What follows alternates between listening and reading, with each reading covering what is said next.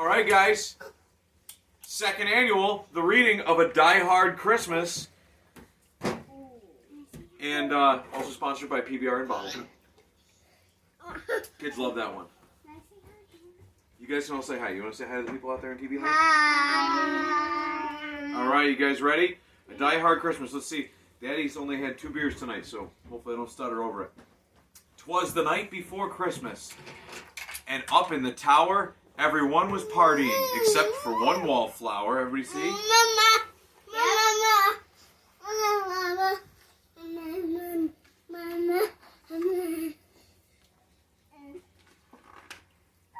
John McClane missed his wife. Things just weren't the same since Holly had moved west and changed her last name. He tried to win her back, but she said no. While unbeknownst to them, there was trouble below. A truck had pulled up, and who should disembark but 14 men whose intentions were dark. Ooh, everybody see? Yes.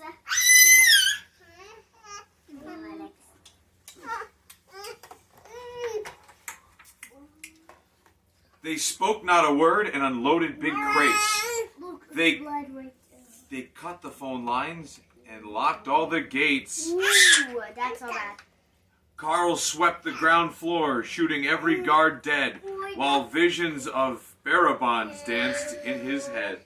These not kids watch this. Kids are not allowed to watch. Hey, you're gonna sit with us. Sit with the babies in a minute. Killed him. Okay, well, we're reading a book, okay? John took off his shoes, making fists with his toes. It actually worked. Well, what do you know? When out in the lobby, there arose such a clatter. He sprung to the door to see what's the matter. You see that? Yeah? Is he doing the blood and feet? No, not yet.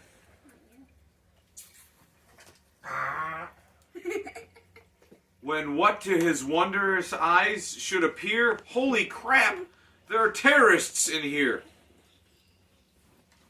You see that? Yeah. Oh no, the terrorists are coming. No. John hid under the table where no one could see and watch Hans question Mr. Takagi. I'm going to count to 3. There will not be a 4. Give me the codes to open the vault door.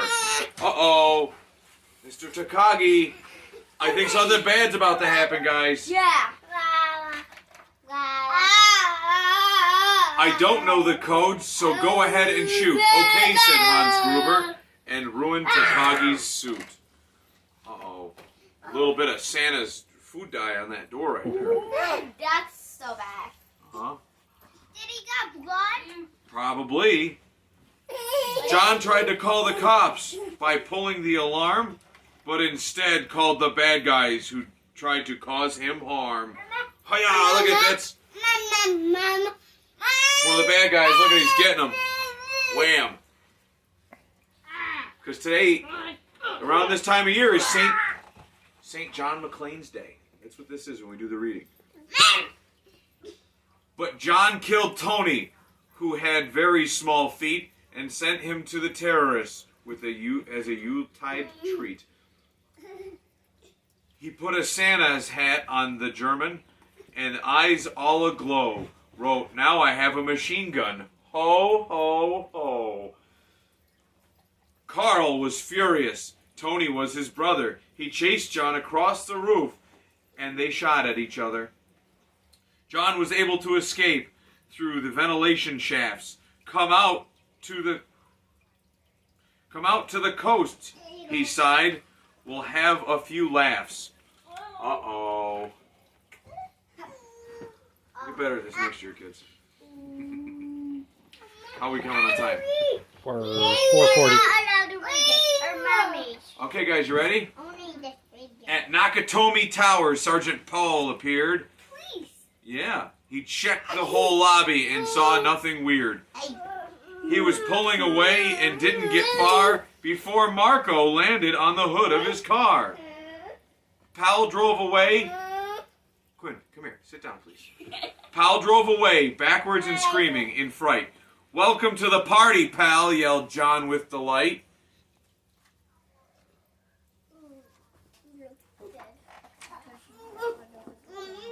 More police arrived, the FBI and a SWAT team. But Hans didn't mind, it's all part of his scheme. More rapid than eagles, his henchmen they came. And he radioed and shouted and called them all by name. Now Eddie, now James, now Franco, now Yuri. On Fritz and on Carl, hair long and unruly. Oh. Hey guys, Lennox. Quinn, sit down. Yeah, we're reading a book. They shot the SWAT tank with a surface-to-air missile and knocked it away like a down of a thistle. Now John McClane was angry. Indeed, he blew up to... Now John McClane was angry indeed. He blew up 2 terrorists, and they called them jerkweed. Ellis told Hans, "Bubby, I'm your white knight." Hans shot him dead, giving the hostages a fright. Hans went to go check on the explosive fuses and saw that poor John wasn't wearing any shoeses. Wait, I can't see.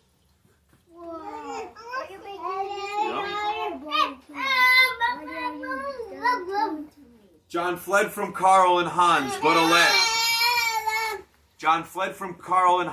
alas, he had to run barefoot over sharp broken glass. His feet now hurt. His feet, how they hurt. His soles, oh so bloody. John crawled to the bathroom and called his good buddy. John was very weary and ready to throw in the towel until he got a pep talk from Sergeant Al Powell. Powell was chubby and plump, a right jolly old chap, and he trusted the cowboy in the tattered tank top.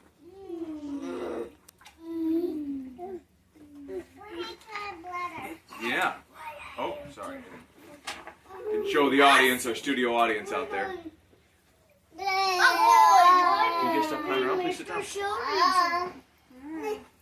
But a reporter was probing into McClane's life and revealed that Holly was actually John's wife. Hans quickly flipped over the golden picture frame. "It's a pleasure to meet you, Miss McClane." His clothes all tarnished with ashes and soot, John staggered to the roof, bloody and barefoot.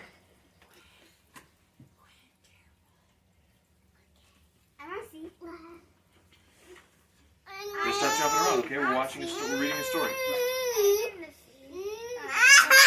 The explosives were wired to the rooftop with care in hopes that the hostages soon would be there. John warned everyone on the roof the roof would soon blow as the chopper strafed him with high-powered ammo. Around his waist he tied a fire hose tight and screaming an oath jumped into the night. He dangled in the air, gritting his teeth, while flames encircled the tower like a wreath. He's sad.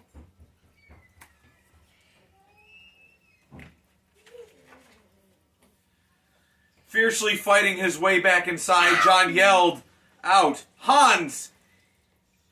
He was done trying to hide. He limped to the vault like an old man on crutches, only to find Holly in his filthy clutches.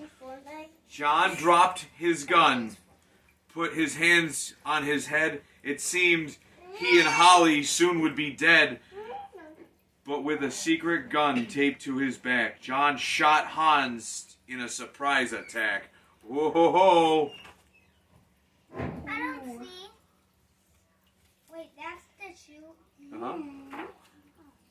Hans fell out the window, still holding Holly's arm, and slowly, deliberately raised his firearm. tenacious villain held on by his nails till John unhooked Holly's watch and said, "Happy trails."